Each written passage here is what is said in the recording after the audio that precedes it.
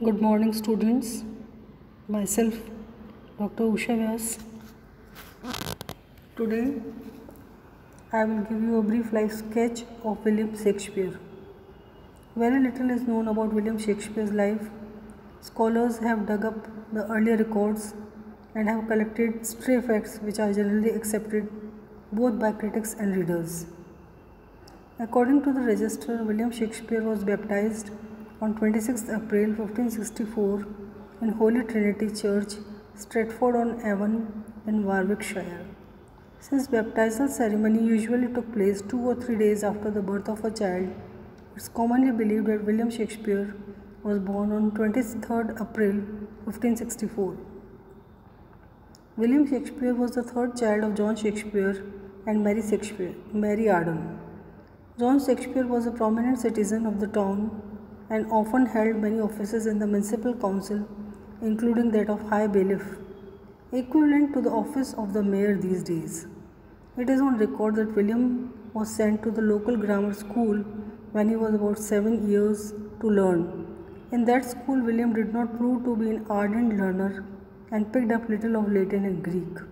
He remained in that school till the age of 16 or so and was withdrawn owing to the declining financial conditions of his father. However, we have no direct evidence or proof as to why William left the school. The common belief is that he left the school in order to help his father, whose business fortunes had started declining. The question said, is William really help his father in augmenting the business prospects of his father? On the contrary, he added to his father's anxieties by hasty marriage to one Anne Hathaway, a woman senior to him by 8 years, and within 2 years he added 3 children to be maintained by the family, one daughter followed by a son and a daughter, twins. Next we hear of William Shakespeare being in London in the year 1592. What exactly brought him to London is again a matter of conjecture. There is a story that he was accused of poaching in the garden of Sir Thomas Lucy, the village landlord and magistrate, who got him whipped and imprisoned. And to revenge himself upon his persecutor, Shakespeare wrote quite a few lampoons and then fled to London, fearing further persecution. Much later, when William had established himself as a dramatist of repute, he caricatured this as Justice Shallow. However, we find Shakespeare in London in the year 1592 and his association with the theatre through an attack on him in a pamphlet written by contemporary dramatist Robert Greene. However, apology printed in the same magazine by the publisher reveals that William had by then found an enviable place in the world of theatre.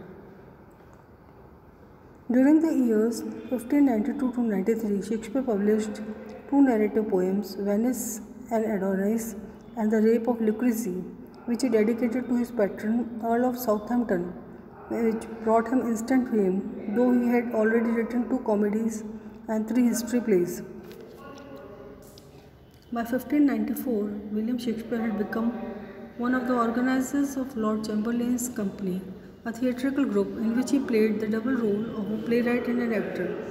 Besides being a shareholder, the plays written during 1594 to 97 brought him both fame and money, and he was able to buy New Place, one of the finest houses in Stratford-on-Avon, followed by many transactions in real estate. The records reveal that he added 107 acres of arable land to his house, New Place in Stratford-on-Avon, and also brought some houses in London.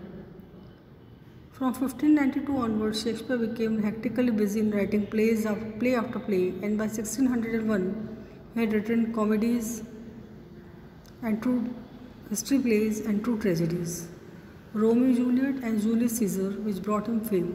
And the young William Shakespeare was now an acknowledged dramatist in his own right. Indeed, he had been fortunate in getting the royal favour first of Queen Elizabeth and after her death in 1601 of King James I, to please whom he excluded the supernatural in some of his tragedies. However, his maturest career as a playwright began around 1601 and lasted till 1607. During this period, he wrote world-famous comedies and tragedies: Hamlet, followed by Othello, King Lear, and Macbeth. These four tragedies are ranked as finest tragedies ever written in any literature of the world.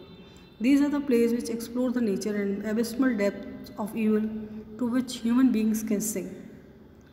Shakespeare continued to write and gave to the world a few more tragedies and comedies besides one history play, Henry VIII. His last play was Tempest, based on an actual shipwreck.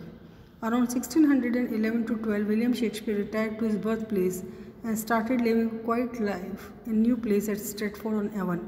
As a dramatist, he had reached the pinnacle of fame and glory. After 4 years of quiet life, he died on 23rd April 1616 on his 53rd birthday and was buried in the parish church Stratford-on-Avon. There is hardly any evidence available as to any illness preceding or precipitating his death. Much before his retirement, Shakespeare had raised the drama to the heights never before reached and never were to be ever reached. Till this day, Shakespeare stands as the greatest playwright of the world. Ever since, Stratford-on-Avon has been a shrine for all men of letters of the world. This is all for today. Thanks so much for watching.